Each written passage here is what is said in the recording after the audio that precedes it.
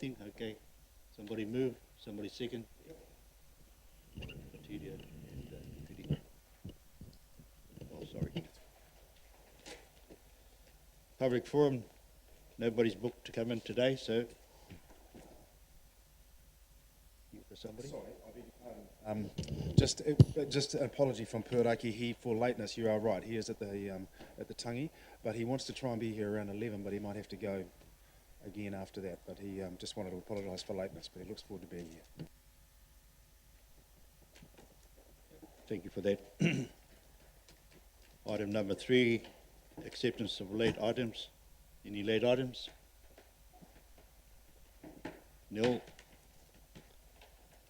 Item 4, confidential business to be transferred into the open. Any secrets you want to expose today? None.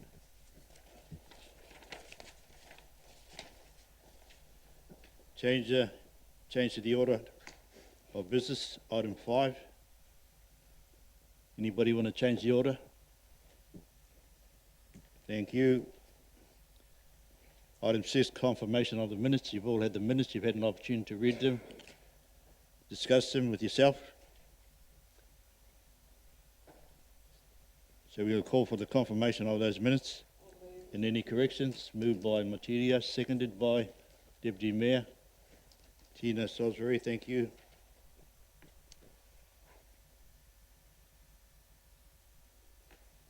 Okay, that's it, Ronnie. Declaration of conflicts of interest, item number 7. Anybody want to declare any conflicts? No conflicts? Pretty good. Business, number 8, item 8. Maori representation, staff is Carol here, Manager Democracy Services. Carol Ellis, Manager Strategic Maori Engagement.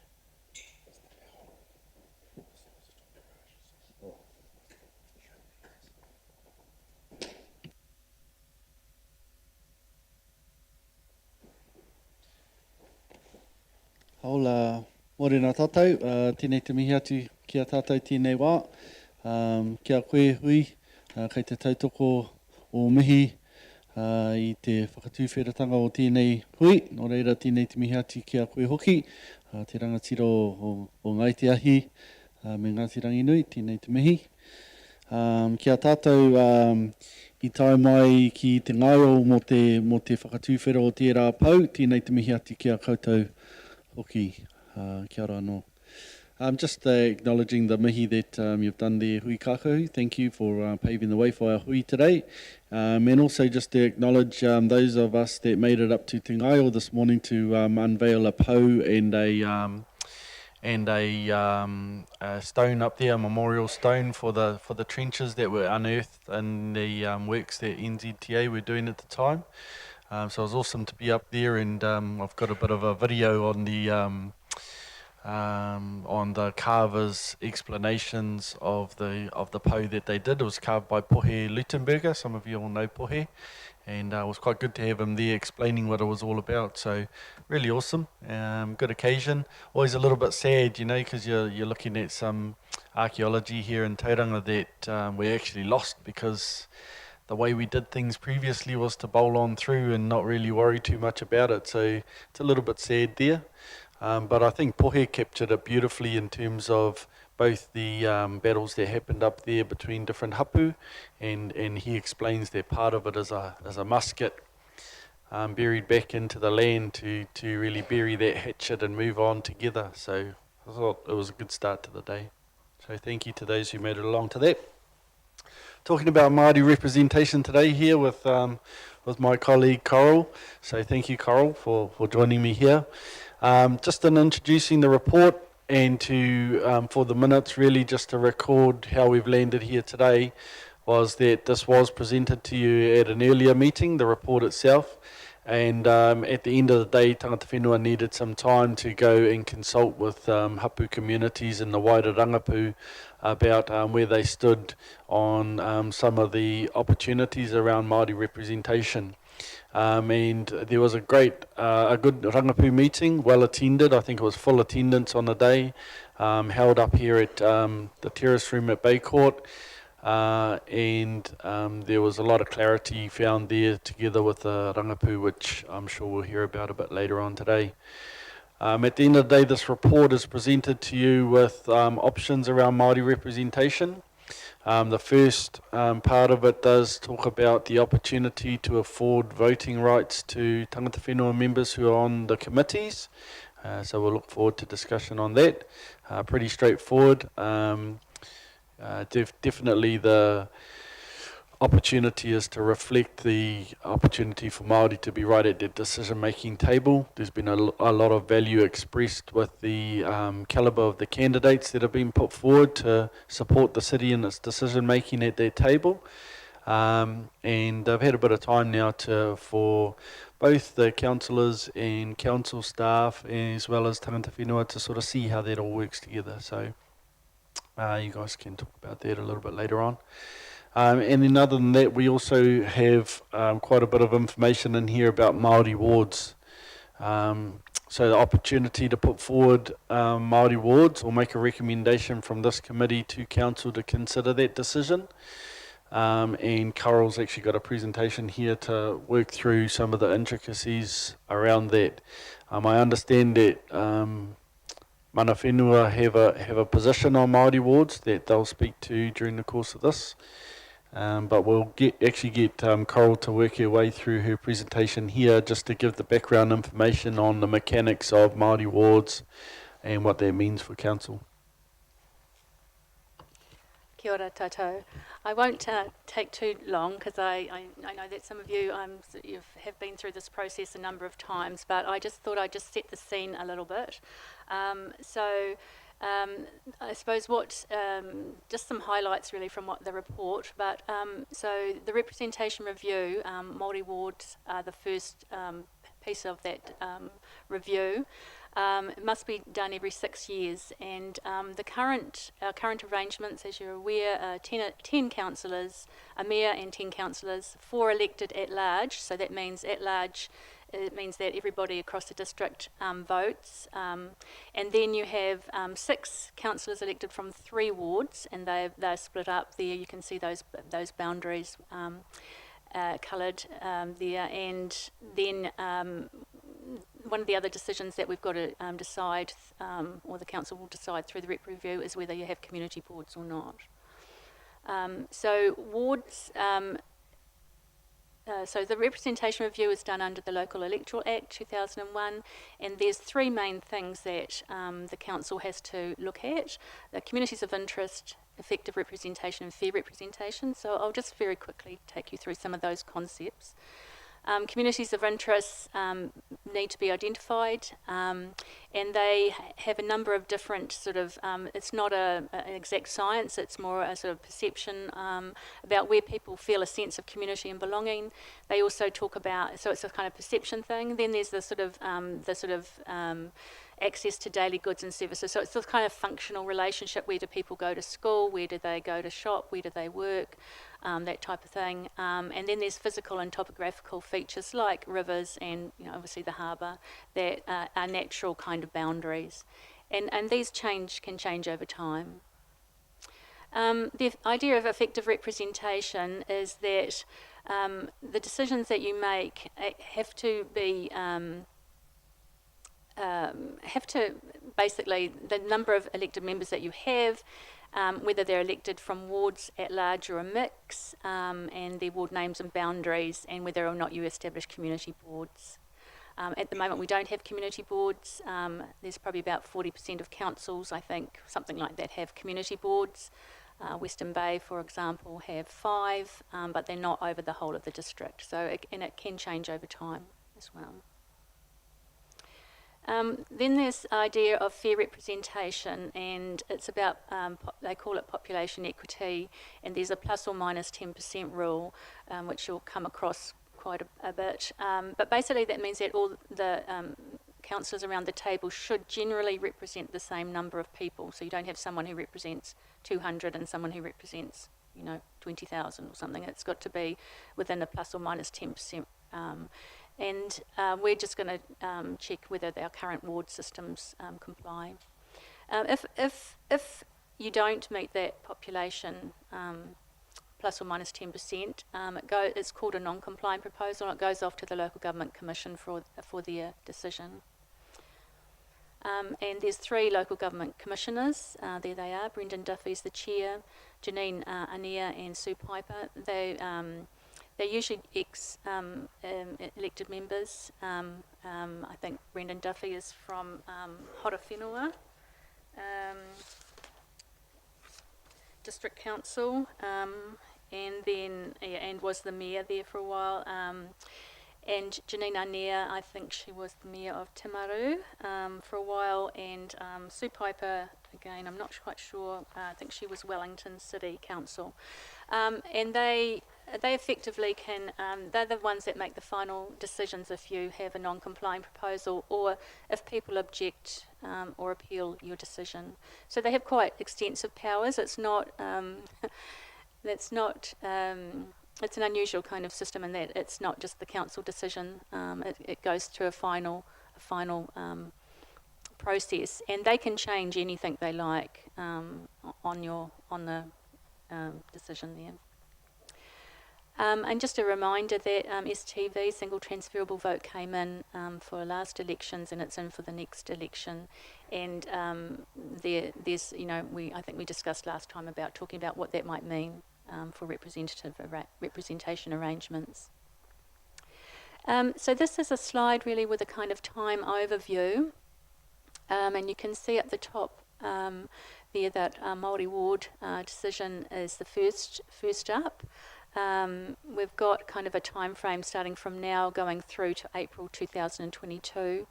And there are some time frames that are in the Local Electoral Act that you have to meet. You have to hit those time frames in order to get things into the 2022 election.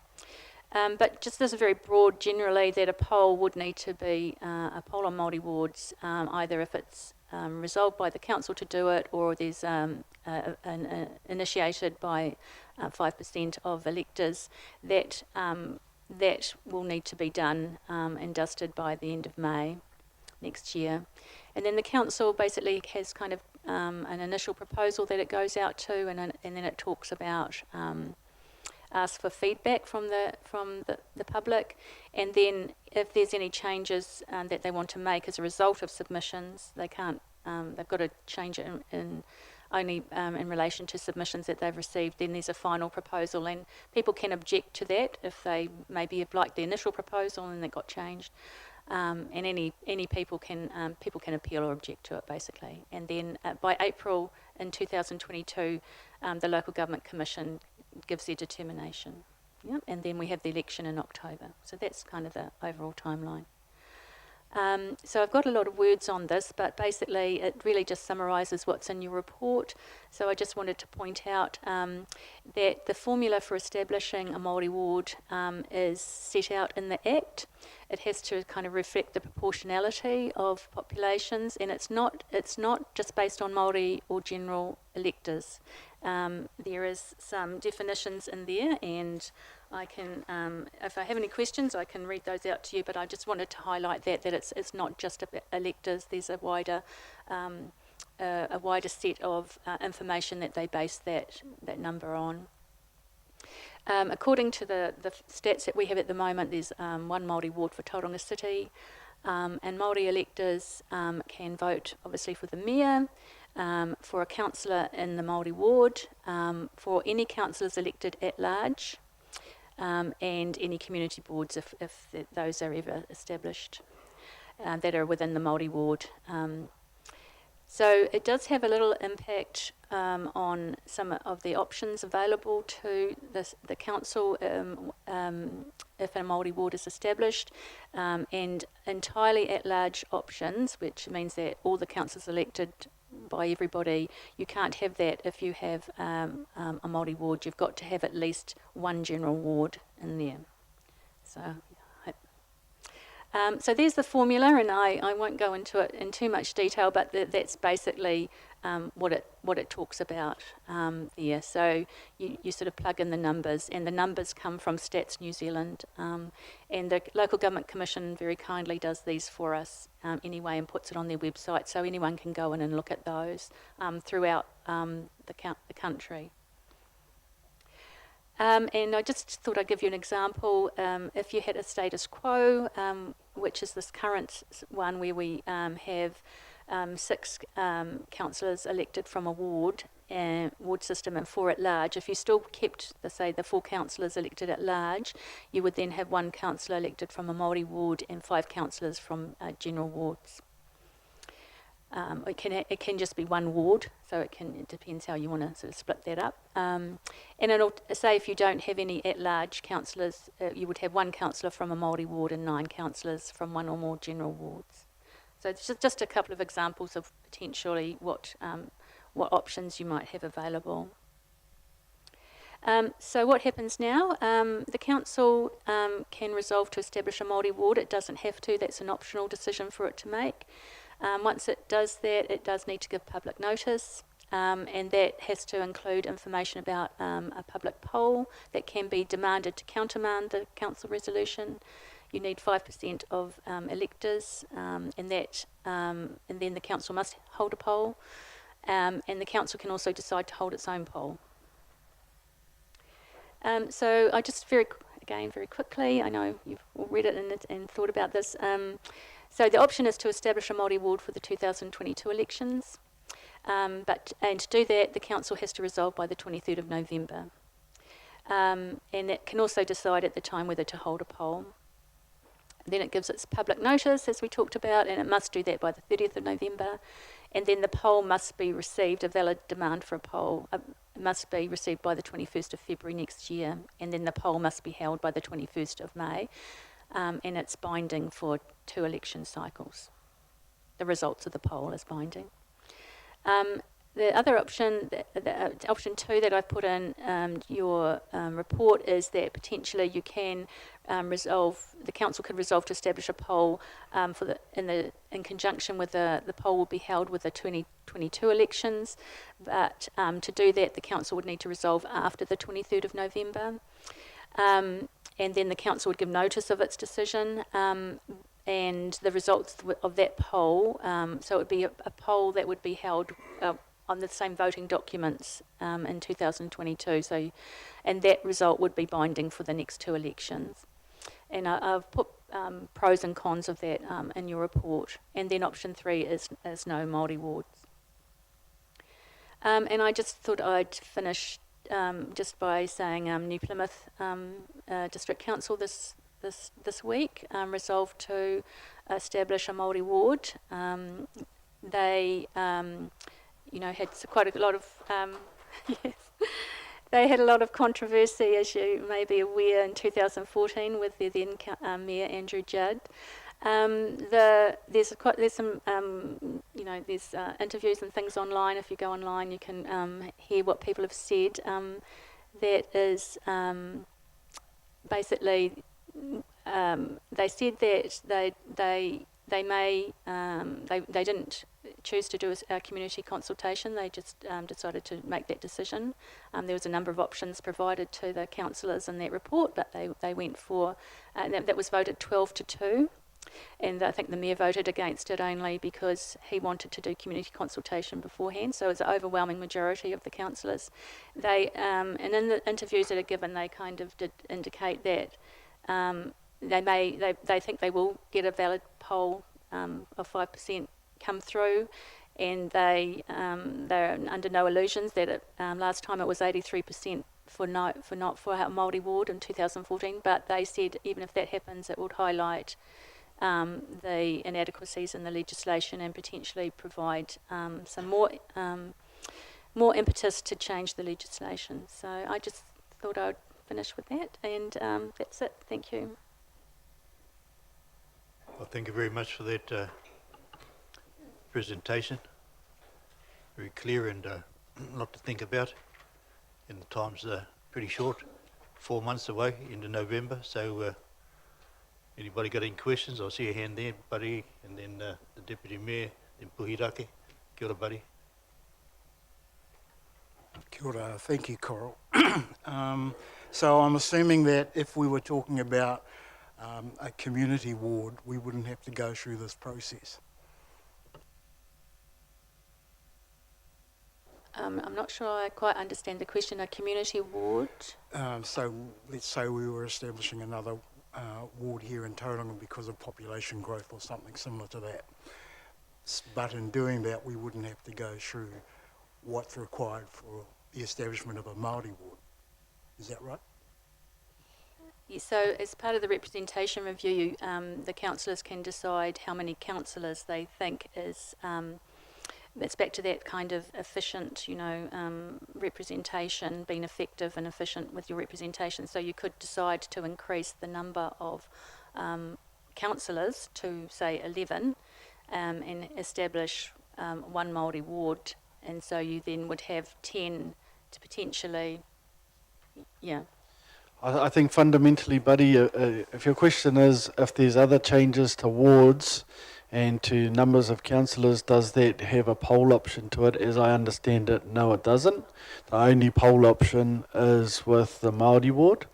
And the purpose of highlighting the electoral commission and those commissioners is that there is a process whereby decisions can be challenged, but it's not the same as the Māori ward one that you're highlighting.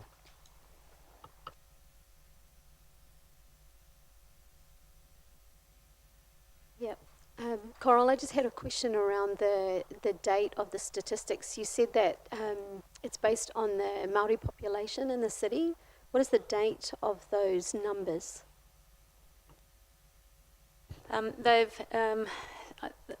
My understanding is that they're still based on the 2013 census, and that in September we'll get the 2018 census out. So by the time that the council has to make a decision on, representation, those figures would be a lot, there is some issues about the 2018 census, which again has been highlighted this week, but we would have the most up-to-date figures that we can possibly get from Stats New Zealand when you're doing it. But it wouldn't change. I don't think it would greatly change because we're only just over. It's not like we're at, we wouldn't get to 2 councillors for Māori wards, put it that way. Yeah, it's really quite tight around that 1%. Yeah. Thank you. Kia ora puhi miha te kia koe tuatai te au tangata aitu e tō tāo manae i ngā te tapu. Nō reira e tūgatu ngā whaimata ngā aloha kia koe, kia kōtau, tērā whaitu oku. Nō reira ringa tērā tēnā koe te whakawāte mai koe ki toke mai ki tēnei wā tāte hui. Nō reira tēnā koe puhi. Kia ora.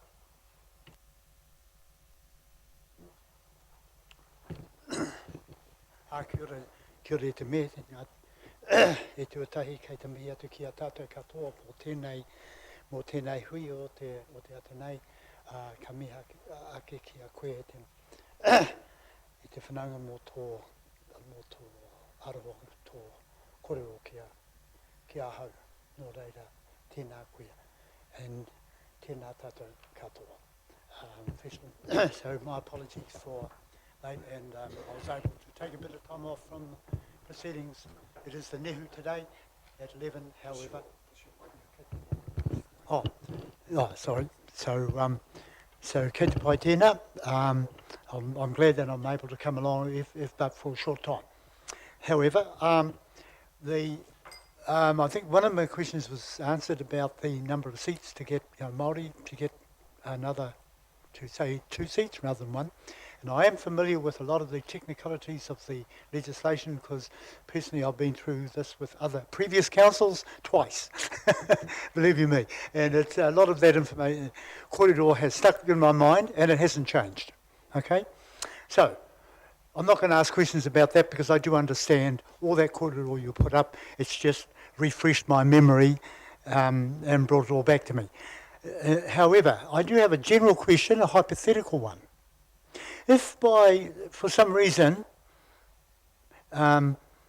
maybe a miracle, that legislation is changed in Parliament, which allows councils, hypothetically could make that decision without there being a poll, similar to the regional council, Bay of Plenty. Okay? If that legislation was passed this year, when could that kick in for which election? Or the timing, whether it's in the next 6 months or early next year or whatever, after the elections, etc. So just a bit of a general kōrero on that, please. Kia ora. Kia ora tātou. Yeah, I think, well, the short answer is that we won't be able to answer that question until we see the legislation.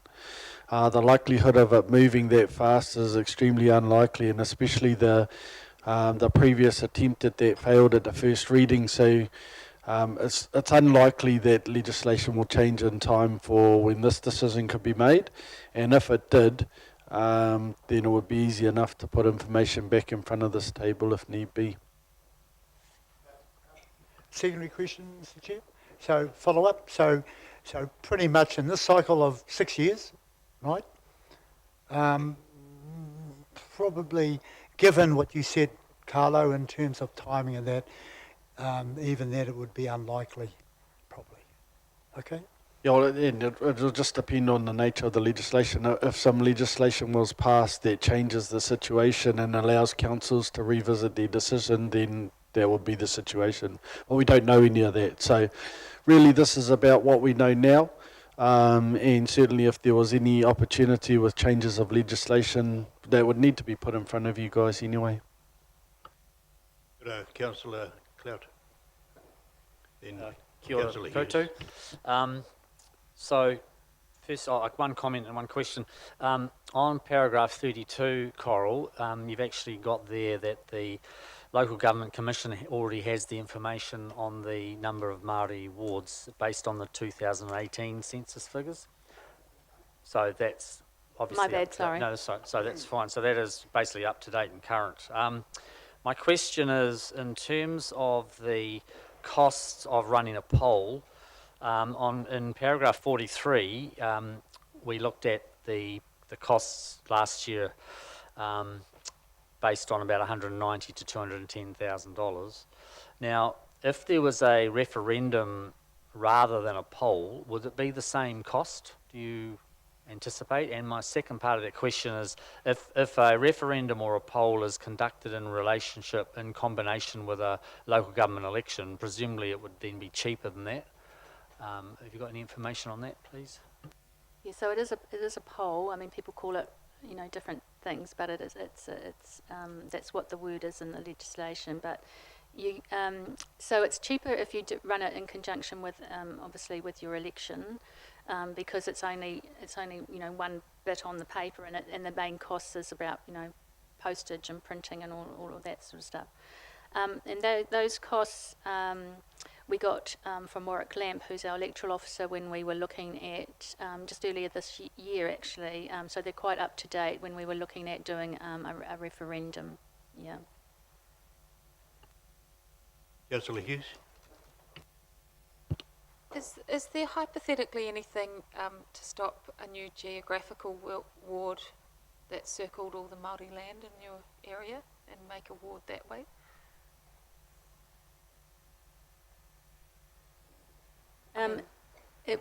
The formula that you saw, it would only be one Māori ward for the whole city, so it wouldn't be based on geographical boundaries. It would be just one ward for the city. Yeah. That's not possible, and we have all these geographical wards. Can you do geographical wards any way you want? I'm just throwing it out there as a... Well, it comes back to your fair and effective representation issues. So, you would need to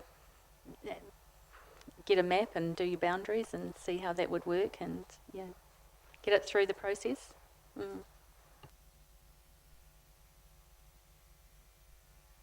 Kia ora, thank you, Mr. Chair. I just want to advise that on behalf of the Rangapu, a letter was sent to the Honourable Nanaya Mahuta just probably a month ago, and it was in regards to seeking support and guidance, calling on the government to remove a poll provisions in the Local Electoral Act, and which actually is a disadvantage to wanting to achieve Māori wards. So there is definitely a desire for council, some councils as well as iwi Māori, and to progress the establishment of Māori wards. And I think it's been highlighted and been visible for many years that Māori do want to achieve wanting to have Māori wards on their councils. But that was the only disadvantage, is those provisions for calling a poll provision. So we just want that changed or overruled. So it is sitting in government at the moment. Kia ora. Further questions? Well, I think Maori wards and Maori electorates and central government, they're all rooted in one thing, and that's those document up on the wall there. So a lot of people look at those and they all interpret them differently. So what are the principles and the documents that we're trying to establish here to ensure that they are met, the way to of those principles? And so that's the challenge today. Are we entitled to have one ward as Māori? And who decides that?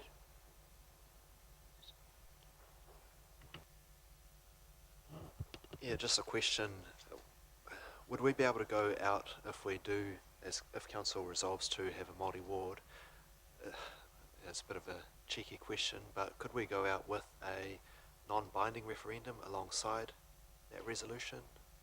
No. Okay. Who wants to answer that? Sorry, could I, through you, Mr. Chair. But you could decide to do some community consultation if you wanted to before making a decision. Once you've made a decision, you're in the formal process. And you have to, as you can see, you have to notify your decision. It's quite a formal, structured process through the LEA once you get to that point. But prior to that, you can do whatever you like. Further questions?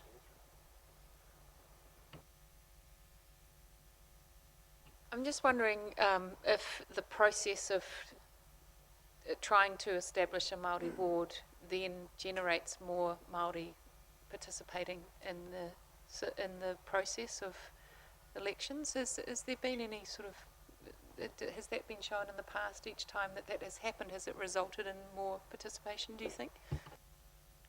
I don't know the answer to that question statistically, but I do know that the conversation that was had at the Rangapu very much focused on the benefits of the discussion, that it would generate interest in the Māori community, and the hope would be that it was able to encourage more participation, and not only just in the Māori community, but just in the wider community, given the reality that there's a large proportion of the public that doesn't vote at any election. That was seen as one of the advantages of pushing forward with this type of tono to look at Māori wards, was to have topics that people would be more interested in participating with.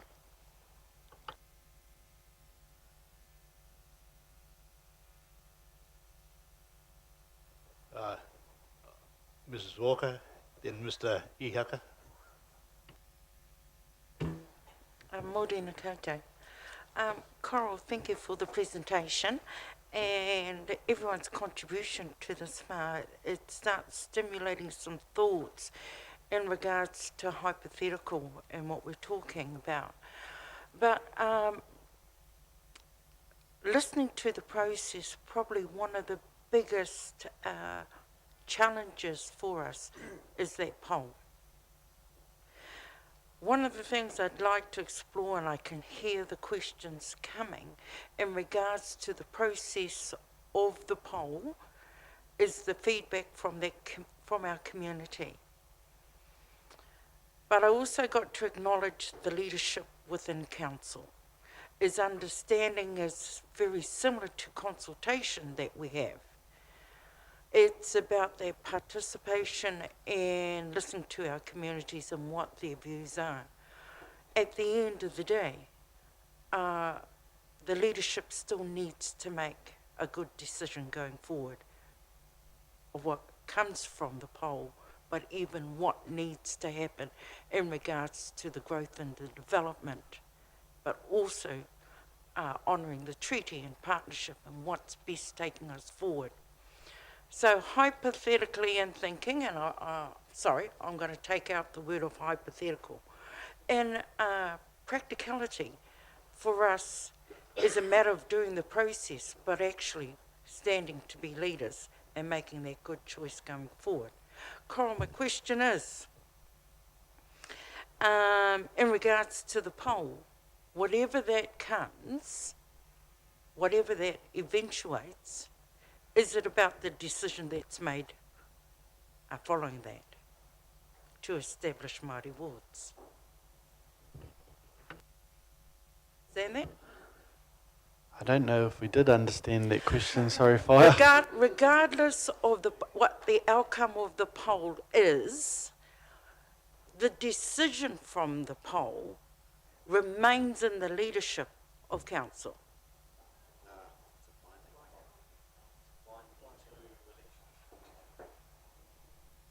No, so the poll is binding. So the poll is binding, so the decision that comes back from that poll doesn't inform a decision for the council, it makes the decision. So if the poll comes back against Māori wards, that is the decision and it's binding for 2 elections.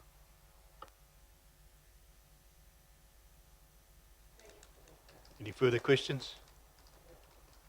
Councillor, Pukirake then. Kia ora anō. Firstly, just want to go back to your question that you put to that about the work that was done in terms of the poll and would Tangata Whenua be mobilised to get, you made that comment about getting themselves ready for a poll compared to their turnout in, say, the normal elections. Now, I can say it was never tested in the past because twice it never got over the line to get to a poll. However, I do recall, especially the first one, about 2008, that Māori, even at that time, were quite ready to go to vote, had it to have gone to a poll, because at that time there was some hope within that particular council that we had some support, and I believe it was only 1 or 2 votes that turned it down. So bringing it to today, certainly we would need to get ourselves more ready. If the council made the decision to put it out there or to go with the decision of Māori seats, but then a poll is called anyway from the general public, that we would be a lot better prepared. And my question, I guess, is more to the council at large, I suppose, that if that occurred, how could we, this is a bit of a tricky question, would we or could we get some way of assistance from council in terms of, say, communications or something to support us in that, with that regard? I know it's a very loose general question, but I feel that it needs to be asked at this stage. Kia ora. I think, generally speaking from council, I mean, our aim is to have as much of the population as possible participating in any engagement that we have. And so that would include the Māori community. And if that means that there needs to be part of it, that in all aspects of community is designing it to do so. I think for those of you who are able to make it to the Vital Updates presentation, I think it was yesterday morning, there was a really effective Māori participation in there. So I think of 5,000 responses, more than 700 were Māori. So we've got a blueprint there of getting further into harder to reach communities, and I think that would be a good starting point for how we would engage on anything going forward now that we've learnt those lessons.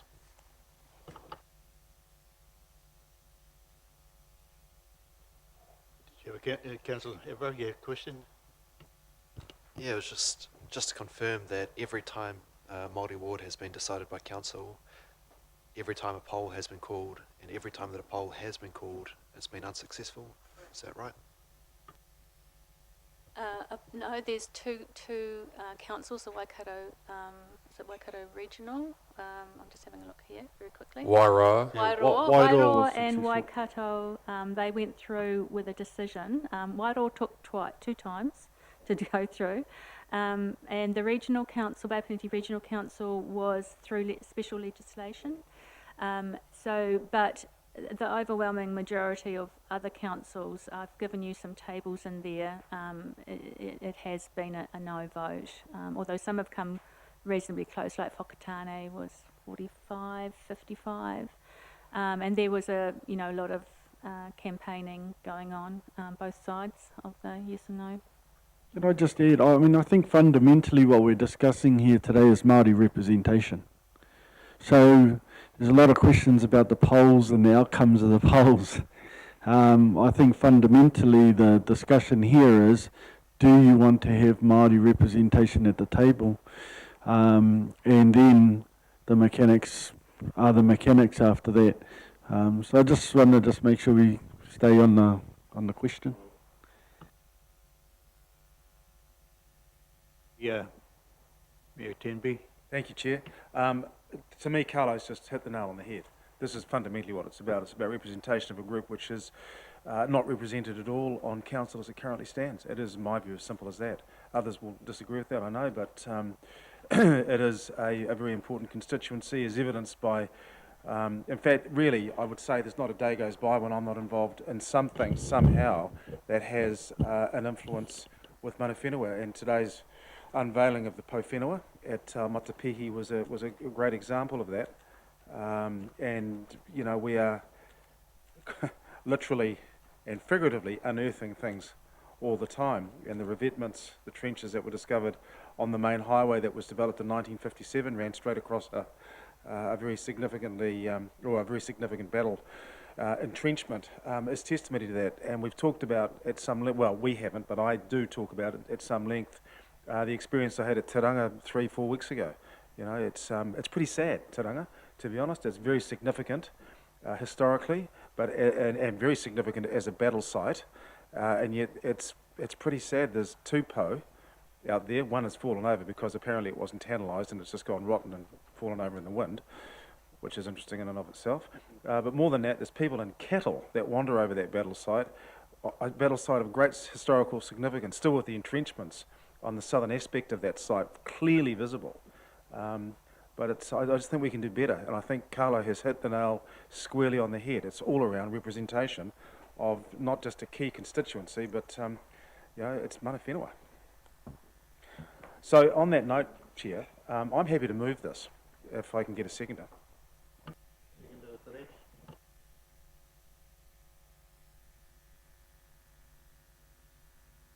I'm assuming it's option one. Which option you?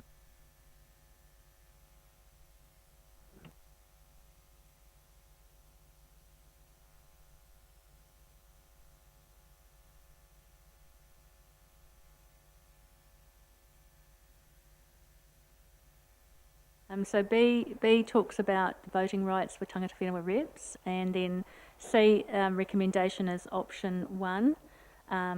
D recommendation is option 2. Yeah. Sorry, Carl, just for clarity, my understanding, I would be moving A, B and C of 8.1. Is that? Yes. Yeah. Yes. I must, from what you've just said, that would be mine. So just to be very clear, and what I'd like to move is the recommendations, as you can read them in 8.1, is A, we receive the report Māori representation. B, that it recommends that Council voting rights to the 4 committees as detailed in the 4 bullet points, and then C, recommends that the Māori ward be established for Tauranga City Council for the 22 local government elections. That's what I'd like to move, if I can get a seconder for that. Seconded by Tina Duncan.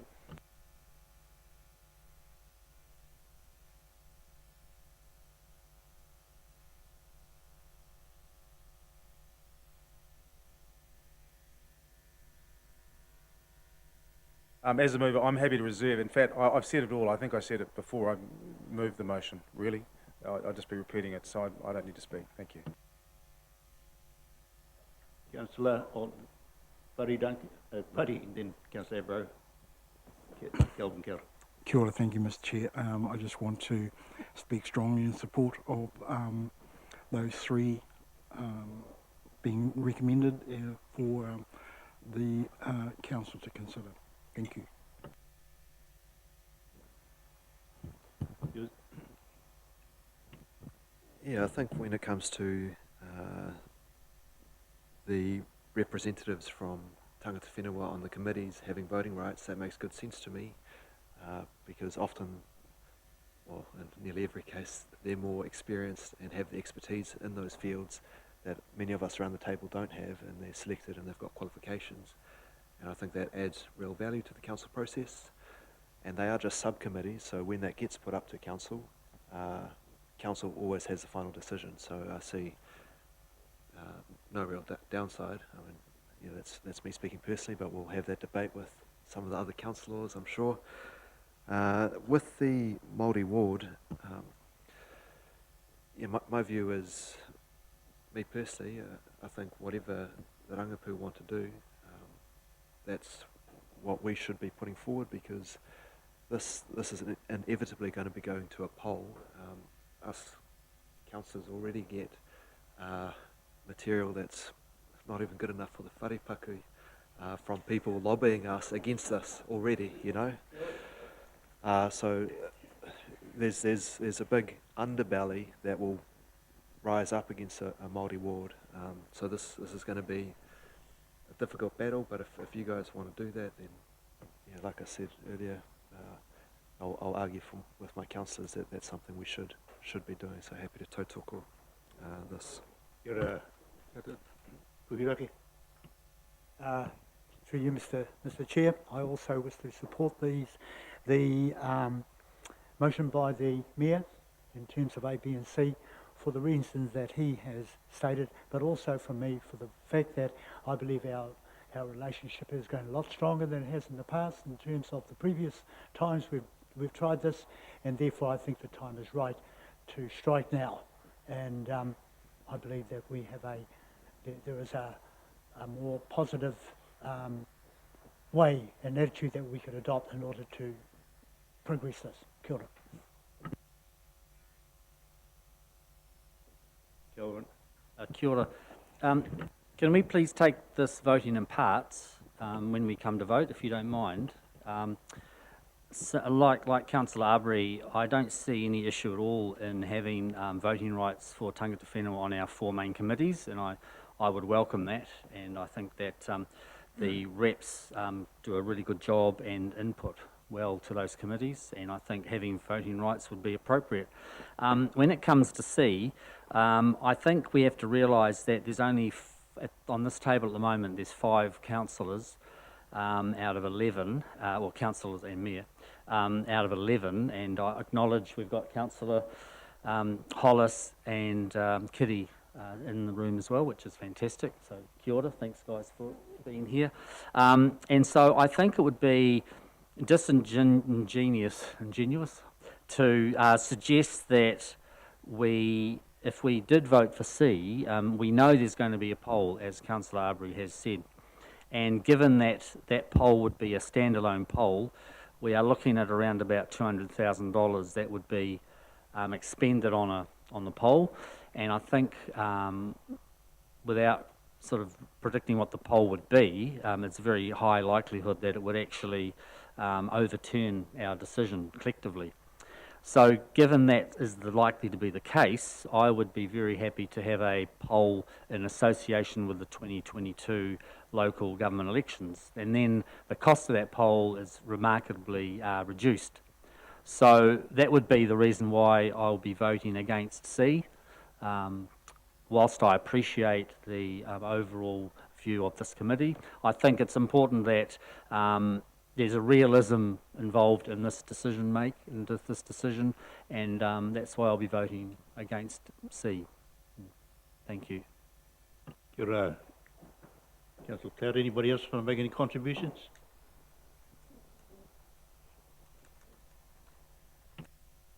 We have a motion on the table that's been moved by... So Councillor Clout wants to take it in parts.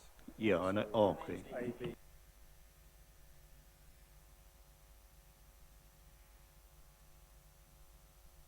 Autumn, okay. So we have two parts of the motion that have been put, A and B. Can I ask a question? Sorry. In terms of the poll, and if it isn't successful, and we're talking about not being able to have a Māori ward for the next 2 terms, would that change if the government rules changed around Māori wards? Yeah, an act of parliament or a change to the law could determine. I think a poll that overturned a council decision would get trumped by legislation. Yeah. Thank you. Okay, Irene. Thank you. I also am strongly in favour of us moving this, both of them, B and C, after I've just heard what would happen in legislation. I am mindful that we have got a letter into Mahuta. I must stand in a strong position of optimism that we are moving this forward. Thank you to Mr. Clout for his view on delaying due to budgetary financial consideration. But for Māori, we've been doing this for some time. I believe we need to keep moving along. We need to keep punching this along, and by the sounds of our conversations here, we're in that optimism that we are going to move this and we are going to make some changes. Historically, we haven't been successful, but the time is about to change. And I take it from Puhi, it is time to move forward, and there is positive things that are happening. So on that, Mr. Chair, I am strongly support of our 2 motions going forward. Thank you. Last opportunity, Puhi. In reply to Councillor Clout's statement, correct me if I'm wrong, but you stated that the reasons why you don't support C is because of obviously some financial considerations, restraint, etc. But however, if it was part of the voting for the 2022 local elections, as part of that, you would agree that it could go ahead, the poll. Is that correct? Yes. Yeah. So the only reason you're putting forward is financial. However, that could be overcome if it went in conjunction with the election in 2022. Now, again, correct me if I'm wrong from the stuff, but are we not looking for that period of time anyway to put out the poll? So if that is the case, then for the sake of saving some money for us all, because it all affects us eventually as ratepayers, why don't we do it that way?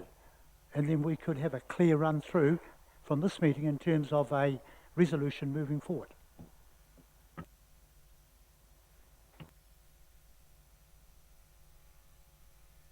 Perhaps I could help, your wish, Chair. So if you wanted to do that, that would be option E. So that would mean that the poll would be held at the same time as the 2022 elections, but what that would mean is that it wouldn't come into effect until the 2025. So so that would be option E, but that is not what the mayor has moved. He's moved option C. Yeah. If I can just ask a couple of questions that just I don't know if I'm allowed to do that, but Chief Executive, sorry to put you on the spot, Marty. It's okay, Carlo. I thought the debate was going very well, but The overall budget for Tauranga City Council on an annual basis is how much? $270 million worth of operating and about $240 million of capital expenditure. So, thick end of $500 million.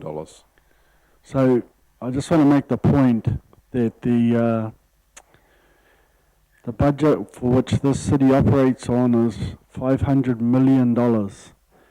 And it would be disheartening to think that supporting Tangata Whenua to put forward their value to the decision-making table might be blocked by a $200,000 decision. And I please forgive me if I'm out of line, but I do want to just give us some context to what we're talking about here, because I'd hate us to break our own hearts. Yeah, look, I think it's important to understand that this committee doesn't have a financial delegation. Council does. Council is the elected body or the representative body that actually would determine the financial, I guess, consideration of any decision that council would make. So I'm not sure whether that helps this committee, but yeah, there is no financial delegation. Really, it's a recommendation through to council for council to consider in the wider context of everything else that we do. Thank you. Councillor Abro, Deputy Mayor, Mr. Makari, third. Yeah, I'd be extremely disappointed if that was the reason why we wouldn't support this. We spent twice that on fireworks. You know, it's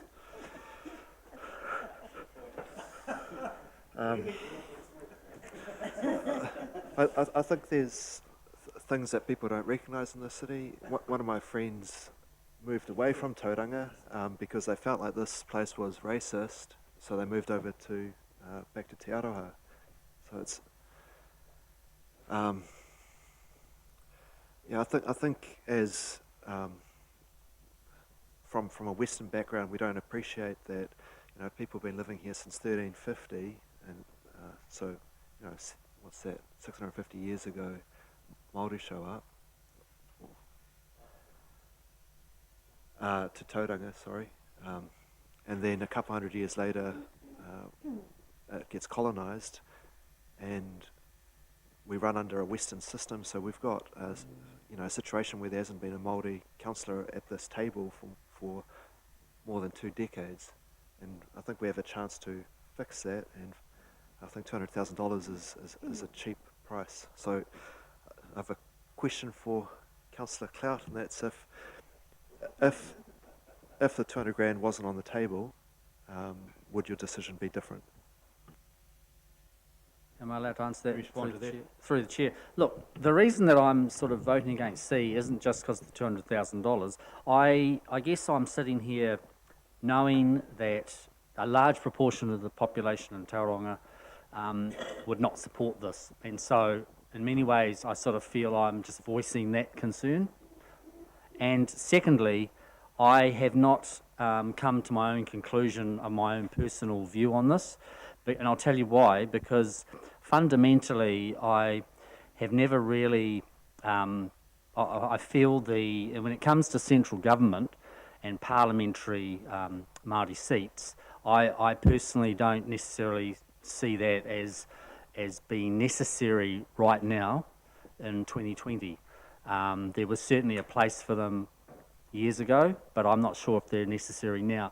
And so therefore, in my mind, I have to figure out, if that's my view in central government, why would it be different in local government? And so this is a conversation I have to have with many people, and I have to make up my own mind on that specific reason, on that specific issue. So that's just been where I'm at the moment, Chair, and I can think a lot of people possibly would share those. Okay, Yeah, kia ora. Chair, can I maybe just give a bit of clarity to this in terms of where we are today? Because Councillor Clout's quite right. And I'm sure he's quite right on pretty much everything he says, including the majority view on this. The reality of today, though, as the Chief Executive said, is we don't have any financial delegation or authority. So I don't think we need to worry about that right now. And it will come to Council anyway. All we're trying to get through at this point is a motion to go forward for advancement in myriad ways, because it's going to go through a lot of dances before it actually gets anywhere. This is just an enabling process to move things forward for that discussion to happen. That's all we're doing. Thank you. Okay, Councillor Everett, just making a comment about Mr. Clout's, Councillor Clout's comments. We don't want to get into a tit for tat, so just leave that where it is, and whatever comments you want to make, let's not go into that area there where we were.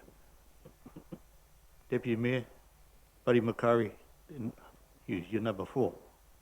Everybody got anything? Mine has pretty much been said. I was just really going to clarify that we are signalling the intent from this group. We're not actually triggering a poll by this decision. It's about representation, and I agree with this motion. Kia ora, thank you. Buddy? Thank you, Mr. Chair. I just think we need to take some cognizance of the political reality. There's a general election happening this year. I am sure there will be a change in the structure of that coalition government that we currently have. Having this poll conducted as suggested in C, seems to me that then, regardless of the result, gives us some momentum to then start pushing harder with central government for a change to what is clearly racist legislation. And so I'm quite supportive of going forward on that particular basis. Councillor Hughes? Yeah, I'm also in support. I feel like I'm also in the positive space. I feel like there is a change, and I feel like there's a lot of people. We're getting some very loud, very awful voices, but actually from the people surrounding me, they want to see more representation. We understand that this is that the people that I talk to will relish the opportunity to participate in this. So I really hope that this will elevate a discussion to where actually we get some positive change and some positive discussion going forward. So. Okay. We'll put the motion again. A and B. Unless. Okay, so we have the Mayor moving and Matilda Duncan seconding. Today receives the report, Mayor representation. B, recommends to the Council that voting rights be provided for the Tangata Whenua representatives on the following standing committees: Finance, Audit, Risk Committee, Policy Committee, Project Service and Operations Committee, Urban Form, Transport Development Committee. All in favour? Anybody against? Unanimous. Thank you. Put item C. The Tangata Whenua Town City Council Committee recommends to the Council that a Maori ward be established for the Tauranga City Council for the 2022 local government elections. All in favour? Anybody against? One against. Thank you. No abstentions, only one against. Kia ora, can I just, Mr. Chair, can I just say something? Kia ora. I mean, I could have just gone along and voted like everyone else, and we wouldn't have had this discussion. So I wanted to bring this up as I guess a precursor of the sort of issues and discussions we're going to have around the council table. And I think that's the reason one of the reasons I needed to make that kind of stand this morning. Thank you. Kia ora. Goodbye. That's fine. pretty sure you have some pretty good debates around the council table about a whole lot of things. So, yeah, you heard your Maori friends say what they said. Maybe you can have a little change of mind by the time you get to the next council meeting. Kia ora. So, item number 9. This is for you Māori representatives, Rangapū. We want a marae for the next week, which is going to be on the 20th of August. We need a marae, so we had Romai the last time, but because of COVID-19, that was put off, and then so I think most of our maraes are open now in Tauranga Mona. It would be nice to have it back at Romai, but we are still closed. Romai's still closed? Yeah, at level 1 we are. We got no rep from Wairau here, so Hauruni's always open, you know. Mr. Chair, I'm quite happy to inquire with full Haidene Marae. Kia ora. I It's will August confirm. the 20th.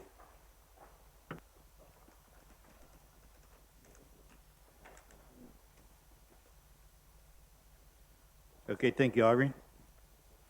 Item 10, discussion of late items. Any? There are none. We close the meeting, the paper says. With the forthcoming 28th of August, was that the date? The 20th. If we do have that on the marae, can we make that a workshop? And one of the items I'd like to see discussed at that workshop is the RFR.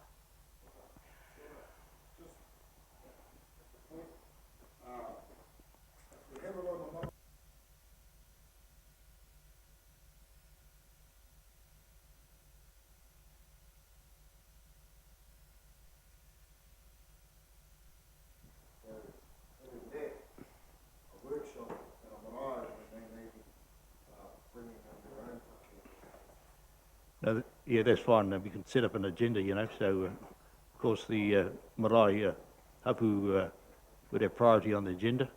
And if we've got time on the agenda, then we can definitely work out a put into workshop. Doesn't have to be a long-winded one. Keep it short and sweet. Kia ora. Yeah, I just want to follow on from what Buddy has said. I think we've been waiting for quite some time now to continue the discussions with the elected members around the RFR. And yeah, because this sort of started, well, our last hui was way before COVID. So that's quite a you know, a long time to actually bring it back on the table. So I think we need to have some discussion around, you know, having that on the agenda. Can I make a suggestion here? There have been a couple of dates sent out for this is RFR we're talking about? So there have been a couple of dates for the RFR workshop. Can I suggest that perhaps the Rangapū offer to host that meeting? And that just might expedite just making it all happen. So I'll follow up with you, Matire, to check on those dates. I'm pretty sure those dates are in the councillors' calendars. The risk you take if it's not in here is whether or not people might have a bit of difficulty attending. But I think it's a partnership, so maybe we work together to make them happen.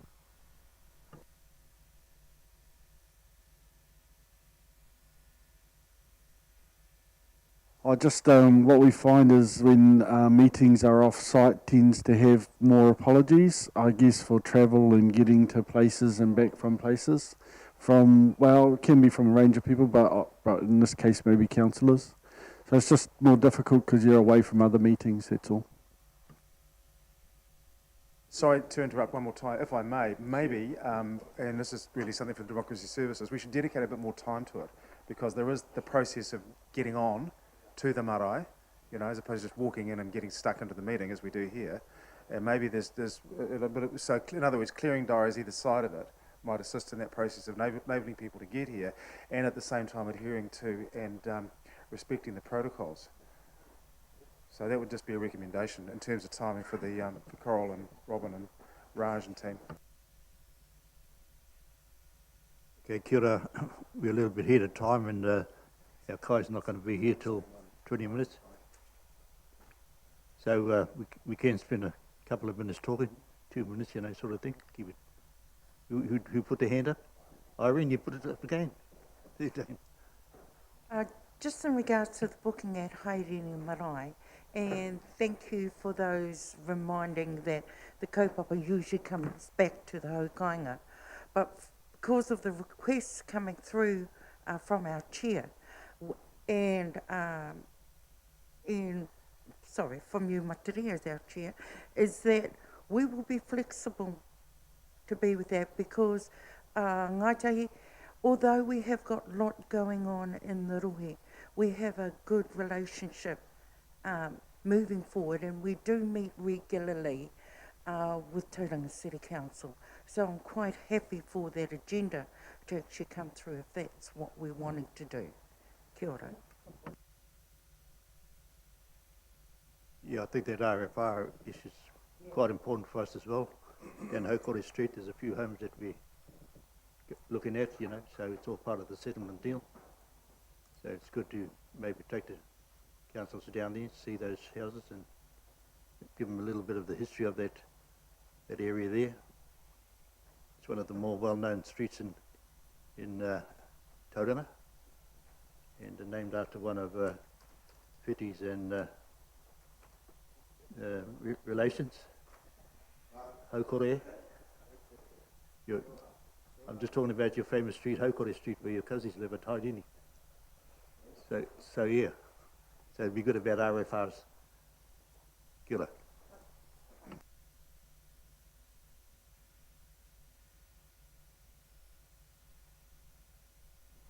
Okay, we're going to close the hui, so kia ora koe hui. You can say the karakia. Tino pai ngā kōrero i Wanganui e tātou mo te kaupapa o te rā. Nō reira mo te mutu mo tēnei hui ino e tātou. Pēras pai. E pai tō mātou matunui tarangi ki e tapu tōingo. E pai whakawhira ana mātou ki a koe mo tō. Manaakitanga ki a mātou hui mai i tēnei rā. I runga te kaupapa nei Wanganui e tātou. Ki a tau ki a tātou katoa, te ata whai o tō tātou ariki ahu karaiti, me te aroha o te atua, me te whiwhi ngā tahitanga, ki te wairua tapu, āke, āmeni. Kia ora tātou, rangimari. Hey, is there a cup of tea?